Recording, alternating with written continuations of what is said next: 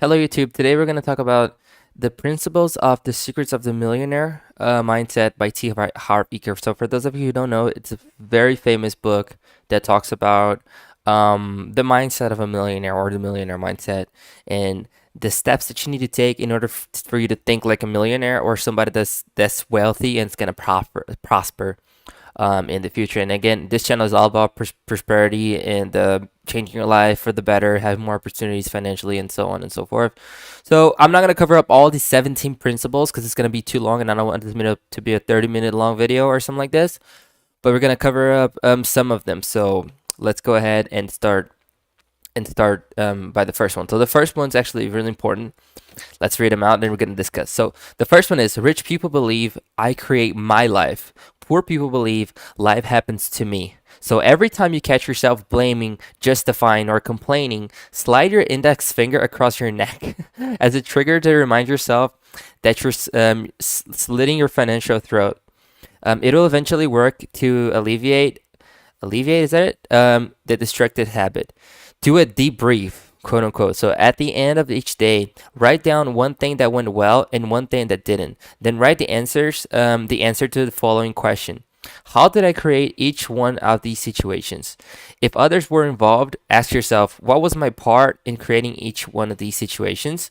This exercise will keep you accountable for your life and make you aware of the strategies that are working for you and the strategies that are not. So again, it's all about being aware of what you're doing and holding yourself accountable at all times. I know that some things are not in our control. You know, we can only control so many things in our lives. There's a lot of external factors that is really not in our control. However, that doesn't mean we're not going to hold accountable for what's in our control. So you can control what's in your control. You know, the people that you spend time with, the things that you're consuming in your life, and some of these other things that you do.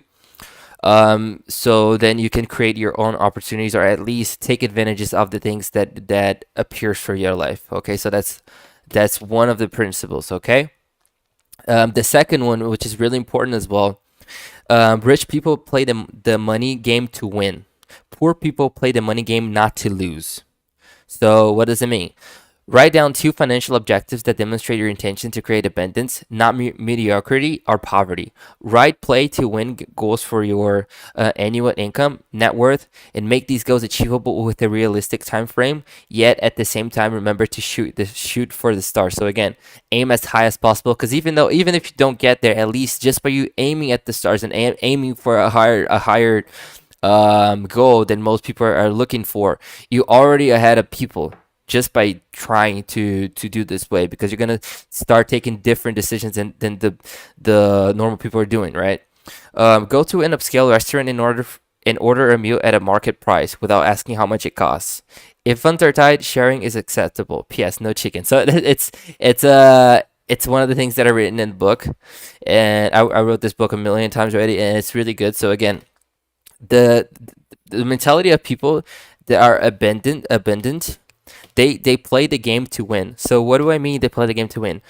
They really try to win the game. So what do I mean? They make more money. They're not gonna sit down for a mediocre or a normal average income. They're going to try to set for a higher income. And again, you have to find your strategies on how you're going to do this. Okay, but it all comes down to this: it's sitting down, understanding how the system works, understanding on how you're going to make more money with the time spare that you have. Okay, you only have 24 hours in a day to generate money. How are you going to create passive income?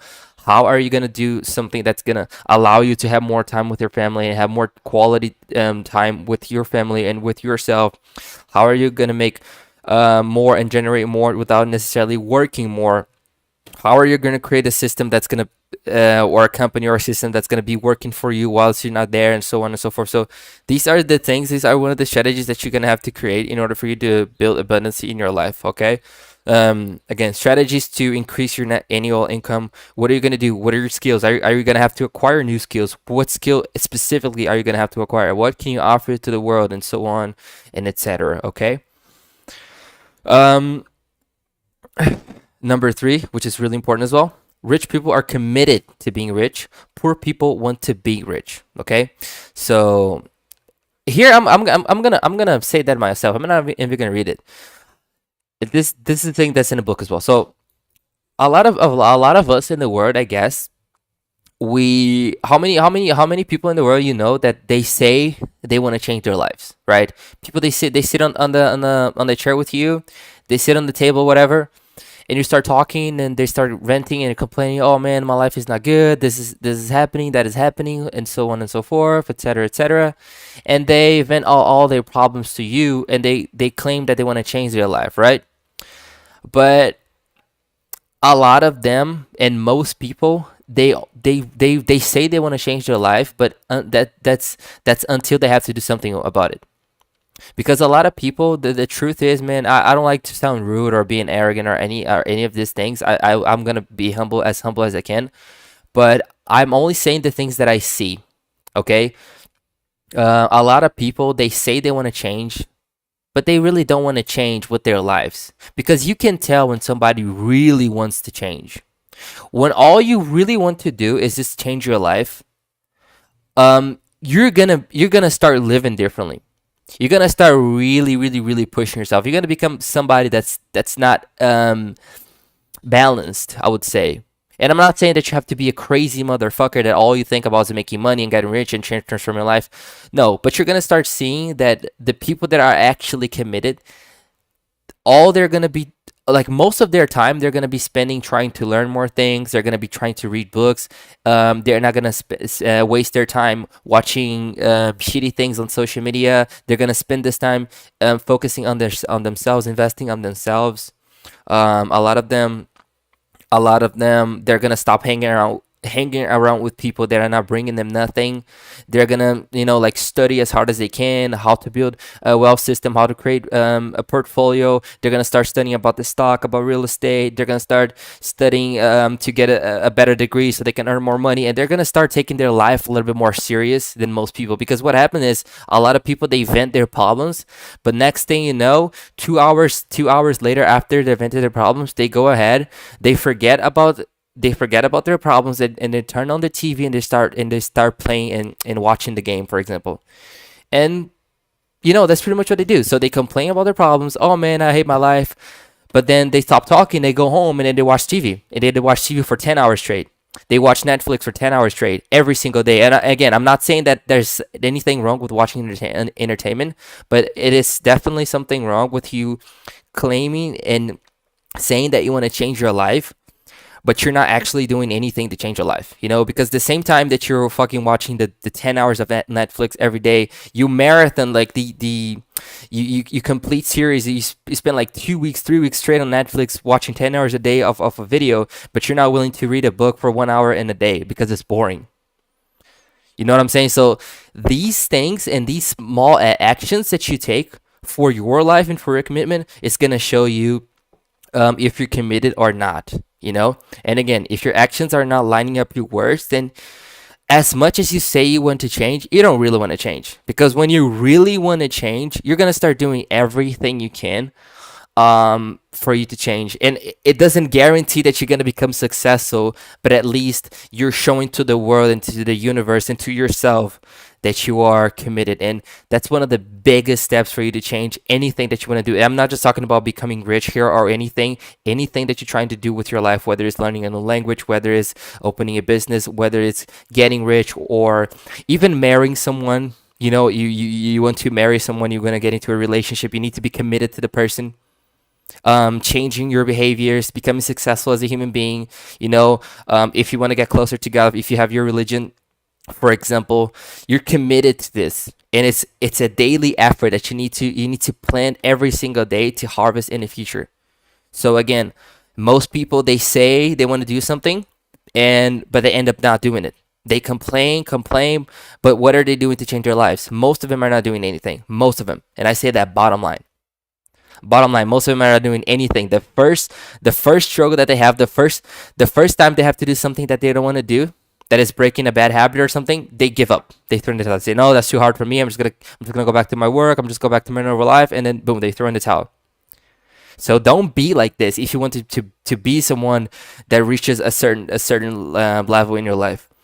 Okay, and he says about this in the book, which is really really phenomenal. Okay, so again, you have to be committed, man, for the rest of your life. It's not for a year or two. Oh, I'm gonna try to change my life for a week. Say you're overweight and you want to try to lose weight.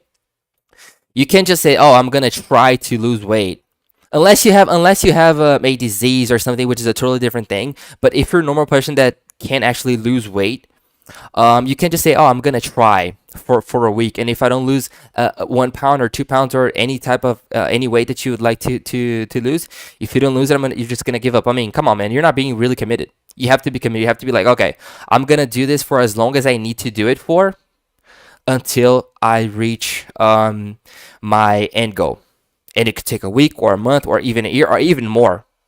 But if you're committed, then that's a good thing. Man, I talked a lot, man. I actually said a lot. Shit. How long is this video now? It's pretty long, huh? Okay, yeah, I'm gonna stop. I'm gonna go one more and we're gonna stop, okay? So the fifth, oh sorry. Yeah, yeah.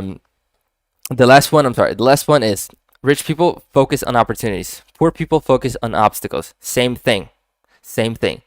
Get in the game. Consider a situation or project you wanted to start. Whatever you've been waiting for, forget it.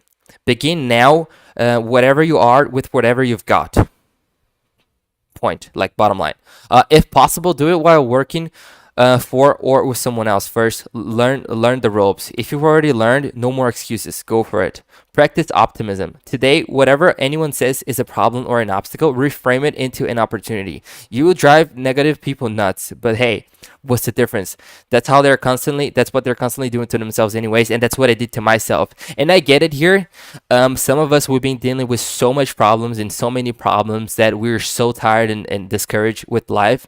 And I get the mentality that you're gonna say, oh man, but you don't understand my pain. I've been through this. And yes, I totally know.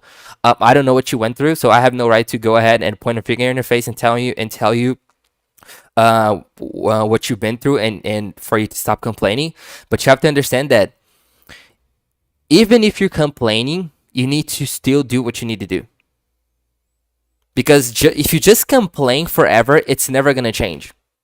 I'm not taking you the right to complain because I don't know what you've been dealing with. You could be dealing with the worst thing ever, and I have no right to say you that you're this or that, or that you're crying about your life, because I don't know what you've dealt.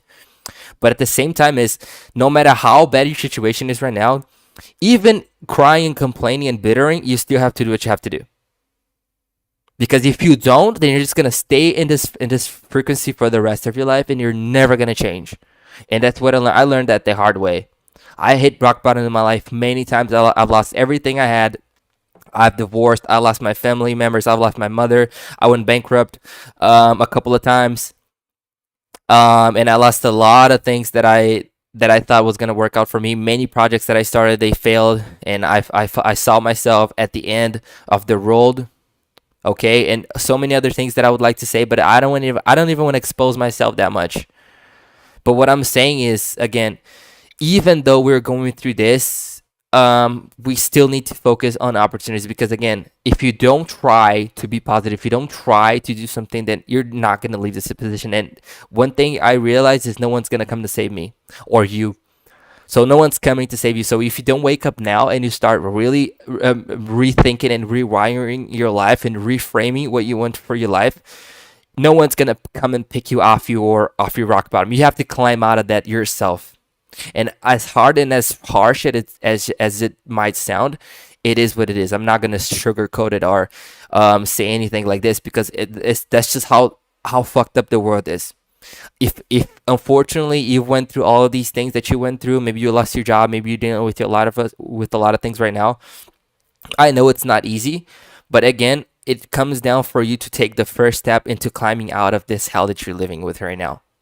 And again, this YouTube channel is here. I'm going to do my part to help you with the financial education, with opportunities, and so on and so forth. But I can really get you, like I can really grab you by your hands or by your arms, and then start pulling you to doing something, or like pushing you, pulling you into doing something, and then taking action. You have to do it yourself. And I know it's hard.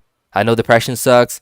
A lot of us, I don't know what you're going through, but again, it comes down to this. So I hope whatever you're dealing with right now, you can overcome it, and I'll do my best to be here for you. And again, for us to grow rich and grow and we can prosper, not just financially, but in all areas of your lives, okay? Of our lives. So I hope you liked the video. Please subscribe for more. I'm not gonna go over the other principles because it's too much. Maybe in another video. But I hope this video is a little bit insightful for you, and it can help you in some way to overcome your fears and overcome your problems. So then you can become a better person and a successful person in the future. So I hope you liked the video.